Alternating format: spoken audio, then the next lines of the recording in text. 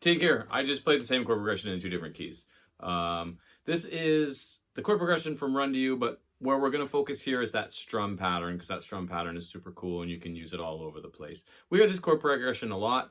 It just happens to be the chord progressions that's used in Run to You by Brian Adams, which I just taught. You can find that video on my channel. Oh, by the way, hi, my name's Teague. musiclearning.com is the site. TripFuse is the channel name, and my band.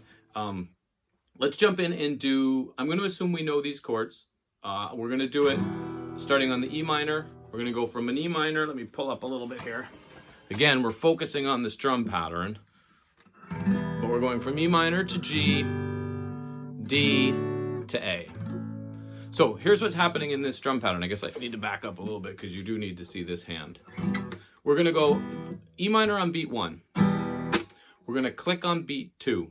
So again, if you watched any of my videos in the past, you know I'm pretty big on rhythm. Let's suppose we have our quarter note set about here on the metronome. Our quarter note, 1, 2, 3, 8th note, we would double it. 16th, we would double that. We don't need 16ths in this. We only need quarter notes and 8th notes. That's it. So we're just going to stick with our quarter notes and then our 8th note, which we'll double. Okay, beat 1, E minor. Beat 2, a click. I'm getting that click. You have a few different ways when you're using an open chord. You'll notice in the key of the record, they're bar chords, and bar chords are actually a little bit easier to get the click on, but you can still do it on E minor, on open chords, E minor. Couple options. You can drop these fingers down on the string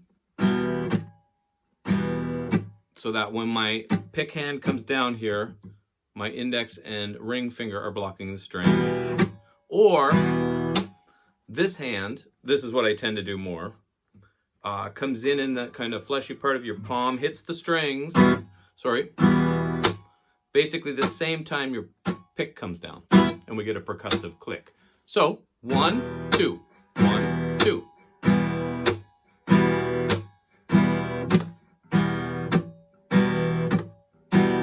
You notice I like that sound better. Anyway, it's up to you. You could do it either way. The end of beat 2, we're going to go up. Except it's our G chord.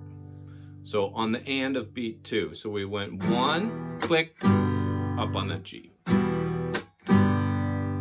1, 2, and 3, 4. Tick, tick, tick, tick, tick, tick, tick, tick, tick. So I'm repeating it a bunch because we really want to get the hang of that. We're then going to tie over that 8th note on the and of beat 2, that G chord we just hit. We're going to tie it over to beat 3, and then we're going to hit the G chord again on the and of beat 3. So, notice I went down on the E minor, down on the click. I went up on that G chord because it's the and of the beat, and because we said it's tied over to beat 3, and we're going up on the and of beat 3, I don't know what I just said, but we went also an up because it's the and of the beat. 1, 2, and 3, and. So I had an imaginary down there on beat 3. So it's kind of keeping my arm in this motion the whole time. 1, 2, and 3, and 4. Tick, tick, tick, tick, tick, tick, tick. Beat 4 is the click again. Just like beat 2, exactly the same way.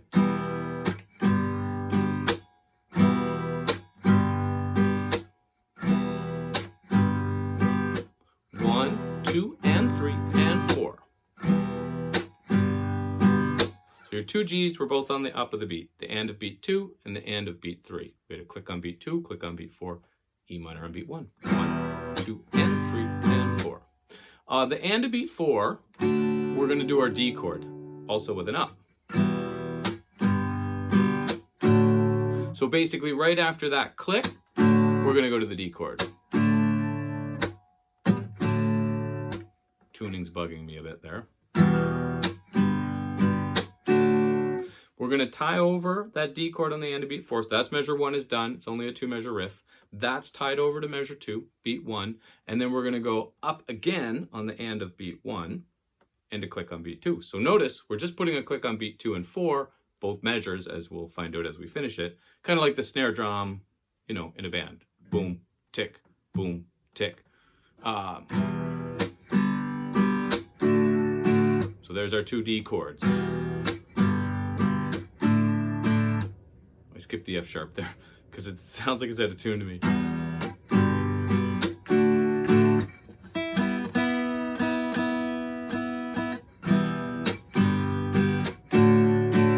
Maybe that's better. So our D was an up.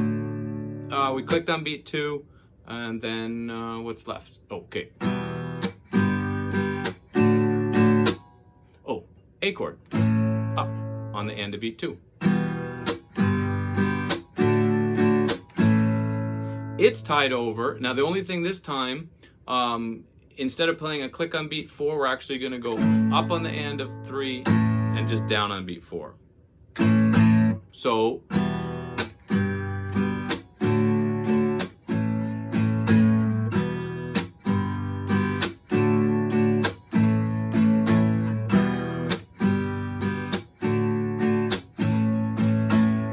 I guess I kind of made something up there because I said we clicked on 2 and 4 both measures, but we don't actually click on that 4 on the second measure. Hope that made sense. Fairly simple though, right? So the only chord that is actually on the beat is E minor that you start with, and then A on beat 4 of the second measure. Every other chord are on the and of the beat. So our G is both ups, our D is ups, and our A is up, up, down. And then click on 2 and 4. Up, up, up, up, down. Up, up, up, up, up, down. Did I say that right?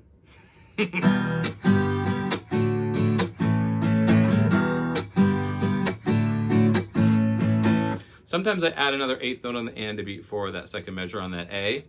So we get a up, down, up. Down, up. Up, down, up. Up, down, up.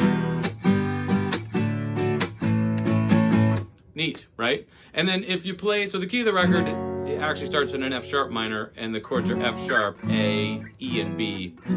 When you play those bar chords, it's definitely a lot easier to make the clicks because you just release the pressure.